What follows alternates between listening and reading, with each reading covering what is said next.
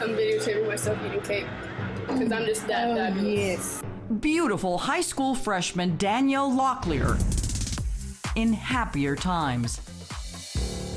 Now, she's missing. The only clues? A single word, help, scrawled in the mud, and a single sock.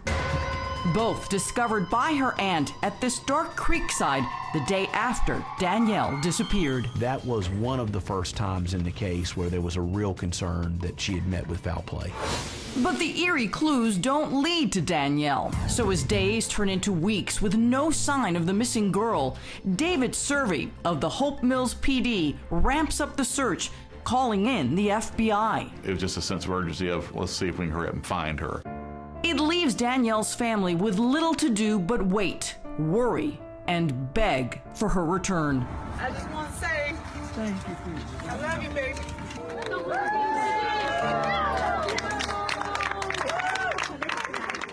At every search party, suspicious eyes get cast in all directions, even toward Danielle's high school senior boyfriend, Jamichael Malloy, the boy who loved Danielle as much as she loved him. Jamichael was at the search, balloon release, come by the house, hugging me. I cried on his shoulder, everything. You're looking at any and everyone. In fact, Jamichael tries to offer his own bizarre tips based on what he says was Danielle's state of mind. She told me that she wanted to kill herself and drown herself in cold water. I was like, first of all, she's missing right now. Why would you even think like that? But Jamichael's best friend, Dominic Locke, he's nowhere in sight. Then, just as all hope seems lost, Dispatch. Hey, dispatch, this 113, how you doing? it's an off-duty cop's call-in from this bridge, a stone's throw from Danielle's school near the South River on the Cumberland County line. A detective from the Cumberland County Sheriff's Office was on his way home, and he looked out over the creek as he drove across the bridge and saw something just didn't look right to him. Is there a deputy that's close by with a pair of binoculars so I can make sure there's not a body in the water? Could be nothing. I can't tell. But sadly, it's not nothing. It ended up being Danielle. After 23 days, the young girl's sludge-covered body pulled from the still brown water, bound by nylon rope, tied to cinder blocks. Once Danielle was taken out of the river, is when you could clearly see the rope tied around her waist and the cinder blocks attached to it. The 25-pound blocks, a crude but failed attempt at weighing her down in the muddy water, and one more final gruesome detail. A single sock forced deep into her mouth. The sock is a match for the one her aunt found at the shore. Asphyxiation was given as Danielle's cause of death. During the autopsy, they found where a sock had been forced down Danielle's throat. It's a horrific sight that breaks the heart of even a veteran cop like David Survey. I was just like, look, this is horrible.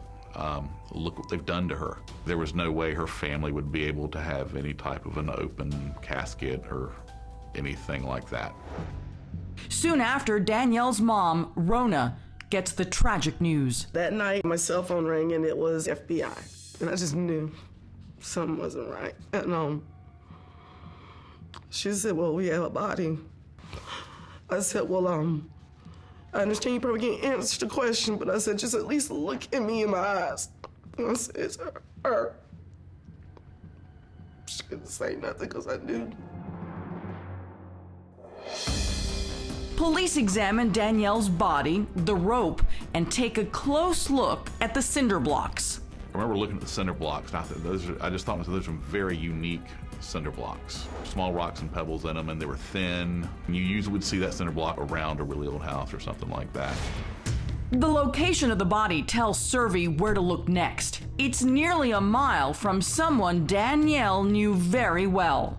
Yes, Danielle's boyfriend, Jamichael Malloy. I learned a long time ago there's no such thing as a coincidence. The next day, we executed a search warrant at Jamichael's house. Survey and his investigators turn Jamichael's place upside down, looking for anything that would tie him to Danielle's murder. On Jamichael's property, they find rope that matches the one binding Danielle, and there, neatly stacked next to the garage, cinder blocks. Distinctive. Speckled with pebbles, a match for the ones at the lake. When I saw those cinder blocks at Jamichael's house, I knew we were at the right place. I knew it. There was no doubt in my mind.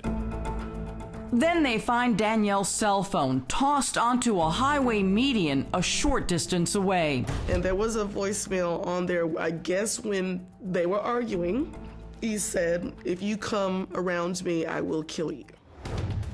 But did this angry teenage rant tell the whole story?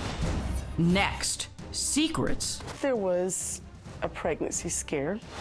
or lies? I want people to see who you really are. We were fighting, and next thing I knew, she wasn't breathing. And I freaked out.